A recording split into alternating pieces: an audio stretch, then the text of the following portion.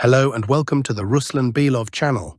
Today we will discuss the situation in Ukraine as of June 11th, 2025. There have been numerous developments today, so let's get started. We'll begin our review with the southern sectors of the front, specifically with the Oleksiivka direction. According to some mapping services, experts and the armed forces of the Russian Federation, during the latest strike, the latest attack, it was possible to break through the defenses of the armed forces of Ukraine in the area of the village of Tiotkino. During intense fighting, Russian units managed to gain a foothold in the area of the former penal colony, specifically on its southeastern outskirts. If we summarize all the reports coming from this sector, then this is approximately the zone of control that is being depicted today by various experts and cartographic services. Overall, this situation is not surprising, because if we look at the number of updates since the beginning of the month, from June 1st, we can see how heavily Tiotkino has been targeted with artillery, aviation, and other means of destruction. This is the picture we're seeing today from the area around Tiotkino. In these freshest visuals, recorded between June 6th to 10th, we can see strikes being carried out against Ukrainian armed forces positions on the territory of the former colony. In fact, the colony itself had already been almost entirely wiped off the map, but after such massive strikes, the Russian army launched offensive attempts. Again, according to certain cartographers, Russian forces managed to gain a foothold on the southeastern outskirts. If this information is confirmed, it would mark the beginning of a significant collapse for the Ukrainian armed forces in this section of the front. Today, additional footage from objective control systems operated by the Ukrainian armed forces is also being published. At the moment, Ukrainian units appear to be preparing columns and regrouping somewhere to the northwest of Oleksiivka in order to organize counterattacks against Russian positions. In the near future, we may witness very heavy and intense fighting between Oleksiivka and the town of Pokrovsk. Next, we move on to the Hulipole sector of the front. Let me remind you that over the past few days, we've repeatedly discussed the situation around Hulipole. More specifically, we've been talking about the eastern outskirts of the settlement near the village of Oleksiivka. For several days now, reports of fighting in and around the village have been appearing, though without any updates to the maps or proper geolocation. For example, just yesterday, this information was confirmed even by pro-Ukrainian cartographers from the Deep State team. Pro-Ukrainian sources report that yes, the Russian army launched an offensive, but as of the morning of June 11th, all attacks had been repelled. Currently, Russian forces are reportedly trying to concentrate their units along the tree lines located around the perimeter. However, up to June 11th, these were merely unconfirmed claims. Today, the first footage from objective surveillance appeared, published by the Ukrainian side. In these visuals, we can see FPV drones striking Russian units, personnel and equipment near the village of Oleksiivka as well. The 1-minute video contains many episodes, one of which has been geolocated to this specific area. Based on this footage, mapping services have made adjustments, coloring this contested territory in favor of the Russian armed forces. Now we move on to the Dnipropetrovsk direction. Today, this section of the front has generated the most geolocation data and noteworthy reports.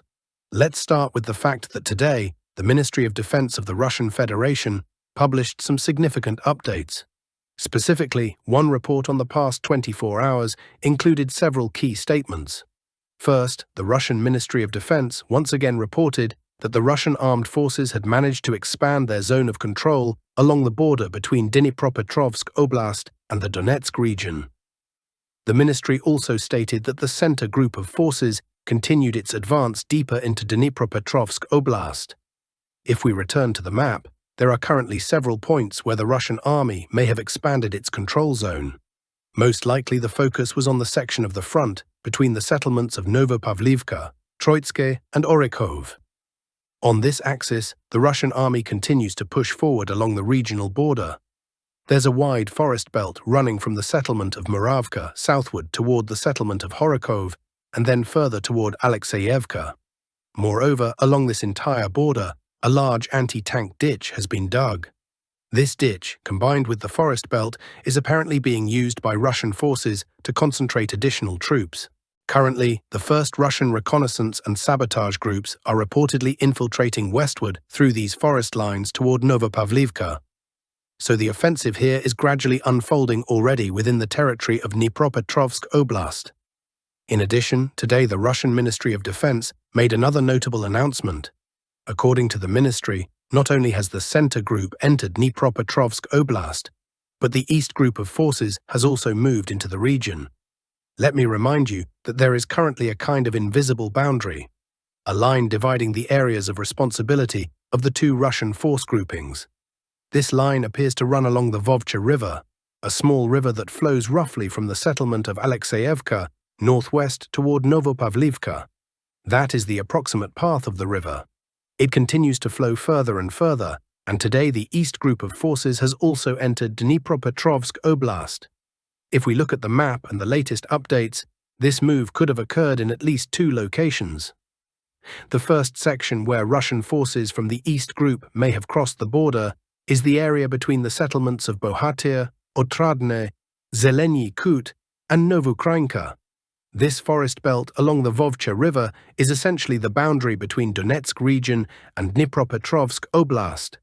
Moreover, today certain cartographic services and pro-Russian experts have marked this sector accordingly, showing that Russian troops from the East Group crossed the border roughly along this route. Summing up all the reports about the advance of the East Group of forces, this is approximately the map that is now emerging by the end of June 11th, according to some cartographers. These areas, the forest belts, the north of Otradne all the way to Novoukrainka, have come under the control of Russian units. However, this is not the only area where the Russian army, as part of the Vostok Forces Group, has approached the Dnipropetrovsk region. Let me remind you that there's another location where Russian units recently closed the distance to a minimum. This is the area between the settlements of Zelenoy Pole, Novopole, Timirovka, and Novaya Energia. If we look at the map, this black line marks the border between the Donetsk region and the Dnipropetrovsk region. It is also highly likely that units of the Russian army, part of the Vostok Forces Group, bypassed the settlement of Mirovka and approached Novaya Yegorovka, either from Zelenoye Pole or via the Zaporizhzhia region, moving in the same direction. So we have two potential points where the Vostok Forces Group may have crossed the regional border. The Russian Ministry of Defense has not specified the exact location, but these are the two most plausible directions. Still, the highest probability lies in the direction of the settlement of Oleksiivka, where Russian forces are currently advancing both westward and northwestward. Let me remind you that in recent days we've repeatedly discussed the situation in Oleksiivka. Yesterday, units of the 114th Brigade of the Russian Armed Forces even published footage from within Oleksiivka, where we can see at least 4 flags of the 114th Brigade raised in different parts of the settlement, west, east, and central areas. These objective control frames were released by the Russian side. In the final seconds of the footage, you can see the flags raised by the Russian army. Based on these visuals, we marked the eastern part of Oleksiivka as under Russian control yesterday. Today, neutral cartographers have updated the map to show that, as of June 11, 2025, Russian forces have likely cleared not only the eastern and central areas, but also the western part of the settlement. Effectively, Oleksiivka is now under full Russian control. We are awaiting an official report from the Russian Ministry of Defense, which will likely be released in the coming days. This active offensive around Oleksiivka marks a turning point in the battle for Novopavlovka. In addition, due to newly released objective control footage from the Bogdanovka direction, we are seeing updates on maps. As you can see, these visuals show Russian assault units targeting forest belts and fortified Ukrainian positions. Based on these confirmations and neutral cartographic updates, it's clear there is a wide front offensive underway here. The goal appears to be encircling the Ukrainian forces stationed in a network of strongpoints stretching between Oleksiivka, Zeleny Kut, and Novukrainka. These are the strongpoints and fortifications of the Ukrainian armed forces we're discussing. A flanking move from Otradnoy northward toward Novukrainka allows Russian forces to physically cut off the only remaining supply road between Novopavlovka and this fortified zone, as well as from Oleksiivka. It is likely we will see a surge of reports from this sector in the near future. During the night of June 11th to 12th, Ukrainian forces may begin withdrawing through forest strips and fields toward Novopavlovka, trying to avoid being trapped in an emerging cauldron. It's also important to highlight one more crucial detail. Looking at this map, you'll notice the fields in the frontline area between the Volchya River and the settlements of Novopavlovka, Gorikovo and Oleksiivka are now saturated with geolocated objective control footage showing FPV drone strikes. These fields, currently the only escape route for Ukrainian forces, are already under full fire control by Russian forces via drones, artillery, and likely special recon and sabotage groups. In other words, the fields are completely controlled, and exiting through them is extremely difficult. There may still be a window of opportunity at night, possibly with minimal losses, but that window is closing rapidly. To summarize, we can expect the front line to soon stabilize along the border between the Dnipropetrovsk and Donetsk regions. Meanwhile, fighting continues in the settlement of Komar, where the Vostok Forces Group is advancing. Today, the group and affiliated Telegram channels confirmed that at least 25 to 30% of Komar, specifically its southern and southeastern areas, have been cleared. The Russian army is pushing forward, though Ukrainian forces are reportedly putting up fierce resistance. In the rear, Russian aviation is conducting strikes with FAB bombs and missiles, along with counter-battery operations. The pace of the offensive remains high. Next, we move toward the town of Pokrovsk. We've mentioned it little in the past, but in recent days, more and more reports and footage have emerged, mainly from the southeastern outskirts. New footage today shows Russian aviation strikes on the village of Gnatovka, a Pokrovsk suburb, and on Pokrovsk itself, using FAB bombs. According to the video's author, the strikes are targeting temporary deployment points. Rewinding a few days, we also saw heavy flamethrower system TOS-1A Sont-Sepyok strikes near Novopavlovka along the M30 highway. This indicates extremely high activity by Russian aviation and heavy artillery in this area. As we speculated yesterday, there may be plans to launch an offensive along the M30, entering the southeastern part of Pokrovsk and attempting to establish a foothold there. The main goal of such a move could be to divert Ukrainian forces. It would also serve as a media victory, since entering Pokrovsk would be a major symbolic success across Western news outlets. At the same time, this offensive could draw Ukrainian troops away from the eastern and northeastern outskirts of the Pokrovsk agglomeration, where Russia is also advancing. Yesterday, some pro-Russian experts updated maps in the area of the settlement of Koptyevo. According to these sources, Russian forces managed to break through Ukrainian defenses and enter the settlement. Multiple confirmations today support this claim. Based on this, we've updated the map to reflect the areas that may have recently come under Russian control. After taking Shevchenko, Russian troops entered Koptyevo, which lies northeast, not east, of the Pokrovsk agglomeration. So we are now witnessing a gradual envelopment of the area. Continued Russian advancement northwest could lead to a complete encirclement of Pokrovsk. That likely explains the offensive and maneuver towards southeastern Pokrovsk, to draw in more Ukrainian forces and prevent them from being redeployed to the northeast, where Russia is making major gains, aiming to encircle the entire Pokrovsk area. Now let's move to the Konstantinovka section of the front, where heavy fighting and Russian advances continue. Today, June 11th, can officially be called the first day of the formation of the Kleban-Byk cauldron. Until now, this was simply referred to as the Kleban-Byk direction or pocket. But the Russian army is now getting very close to sealing this cauldron. Settlements likely to fall into this trap include Novospaskaya, Katerinovka, and Kleban-Byk itself. Over the past 24 hours, Russian troops advanced on Kleban-Byk's western outskirts from the Toretsk direction. This footage, published by the Ukrainian side, shows Russian assault troops moving through former Ukrainian positions to push eastward. This location has been geolocated, and the tree lines seen in the footage confirm it. Based on this, we updated the map accordingly. Russian troops are now likely storming the next strongpoint in a network of fortifications between Novolanovka and Yablonovka. Simultaneously, Russian forces are advancing from the east as well. Recent footage, also shared by Ukrainian sources, shows a large fortified Ukrainian position now under Russian control. The footage shows multiple FPV drone strikes on these former positions. This strongpoint lies just a few kilometers from Dnipropetrovsk and the Kleban-Byk reservoir. At this moment, the distance from Russian forward positions to the reservoir is 2.27 kilometers. To the 0522 highway, currently the only supply route, it's 1.77 kilometers. And to the railway line, it's just 1 kilometer.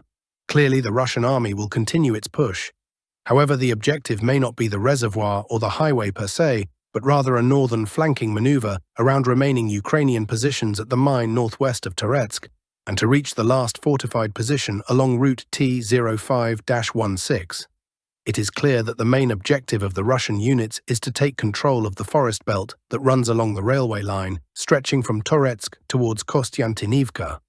This area currently forms a salient that the Russian army is tasked with clearing. If Russian forces manage to enter this pocket, it would mean establishing full physical and fire control over the 0522 highway and the eastern section of the Kleban-Byk reservoir. At that point, the Ukrainian army would no longer be able to use this road for evacuation, supply, or support of its grouping in the settlements to the south. However, at the same time, there still remains a possibility to use the 0524 route that bypasses the Kleban-Byk reservoir from the west. Meanwhile, active Russian advances are ongoing both from the west and from the south. Today, some mappers once again updated their maps to show fields south of Yablunivka as being under the control of the Russian armed forces. In reality, although on the map it might still seem like the AFU has some supply routes to the grouping in Shcherbinivka, just like in the situation near the village of Oleksiivka, the window of opportunity is rapidly closing. Judging by the pace of the operation, in a week or two, there may no longer be any viable path for Ukrainian units to withdraw from this salient. In the meantime, we also see increased Russian drone strikes on the settlement of Katerinivka. A month ago, we rarely saw any footage from this section of the front. Now we're getting multiple geolocated videos daily. Russian FPV drone operators are clearly shifting their focus towards Katerinivka and establishing full fire control over the area, preventing Ukrainian units from evacuating soldiers northward toward Kostiantynivka. Next, we move to the Chasiv Yar sector. Today, the main developments are taking place along the Siversky-Donets-Donbas canal. Over the past 24 hours, it appears that the Russian army has fully cleared the salient between the settlement of Pivnichna-Dileivka and the canal. Some cartographers have completely marked the pocket as under Russian control, while others have only partially updated their maps. Footage shows a Russian assault unit advancing through forest belts toward an AFU stronghold. This episode has been geolocated. This is exactly where the Russian troops were seen advancing. Based on this confirmed visual evidence, the map has been updated. Another video shows the beginning of a battle for a Ukrainian stronghold. There is a high probability that the entire pocket was cleared in that engagement, although we do not yet have full footage to confirm it, so the area is only partially marked as Russian-controlled. Soon, the entire area between Pivnichna-Dileivka and, for example, the village of Oleksiivka might be shown as controlled by Russian forces. Some pro-Russian mappers have already made this change. Overall, we are witnessing the completion of the first stage of the assault on Kostiantynivka, clearing the Kleban-Byk salient and cutting off the protrusion between Toretsk and Chasiv Yar. Once this phase is complete, the actual battle for Kostiantynivka will begin. As for Chasiv Yar itself, especially the central part, the situation remains unchanged and relatively stable. However, the Russian army seems to be holding its positions there in anticipation. Once the assault on Kostiantynivka begins from the south, southeast, and southwest, we can expect Russian forces to step up their activity around Chasiv Yar. For now, there's no rush, since full control of the southern arc is still at least a few weeks away. Still, the Russian army is gradually expanding its control northward along the Kleban-Byk and the Siversky-Donets-Donbas canal. Today there are reports of Russian forces clearing forest belts and reaching the canal in western Hrihorivka. A network of AFU strongholds in this area has reportedly fallen under Russian control. We also have footage from Ukrainian sources confirming increased Russian presence north of Chasiv Yar. This video shows Russian soldiers operating in that specific location.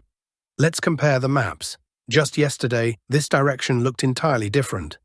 With the canal under Ukrainian control and the territories north of Chasiv Yar considered contested, today there are confirmed advances northward, aimed at leveling the front line between Novomarkov and Chasiv Yar. The goal appears to be the expansion of the Russian foothold to allow for a future wide front offensive towards Druzhkivka from the east. Clearly, something major is being planned in this area. As for the Siversk direction, there were no new reports, updates, or confirmations from any source over the past day regarding fighting near Serebryanka. So we await further information. Now moving to the Kupiansk direction, we're seeing many interesting developments today. The most significant news is the officially announced evacuation of several settlements in the Kupiansk district. On the map, we can see all the settlements designated for mandatory evacuation. At this moment, Ukrainian forces are attempting to evacuate settlements located directly west of Kupiansk, Kupiansk-Vuzlovyi, and the Oskil River. The goal seems to be to avoid encirclement, as the Russian army is trying to close the pincer around Kupiansk. Currently, Russian troops are actively advancing in the north near Kondrashivka, Tishchenkove, Myrne, and Ratkivka. This is the northern claw of the encirclement. We've also previously discussed the likely possibility that the Russian army could attempt to cross the Oskil River near Sinkivka and advance northwards along the R79 highway toward the settlement of Osinova. The evacuation is now underway just west of these potential breakthrough routes, clearly in an attempt to stabilize the situation and prevent the merger of the northern and southern pincer attacks. Regardless, the evacuation order suggests that major Russian offensives are imminent, aimed at disrupting any AFU regrouping between Staroverivka and Fedorivka. Now to the Sumy direction, not much news today. In the Tiotkino sector, some mapping experts report that the Russian army has managed to fully stabilize the situation around Tiotkino. Ukrainian forces were reportedly forced to retreat from the Tiotkino area. Ukrainian units may still maintain isolated positions in the town and nearby forests, but most sources agree that the Ukrainian offensive in the direction of Tiotkino has completely failed with no chance of recovery.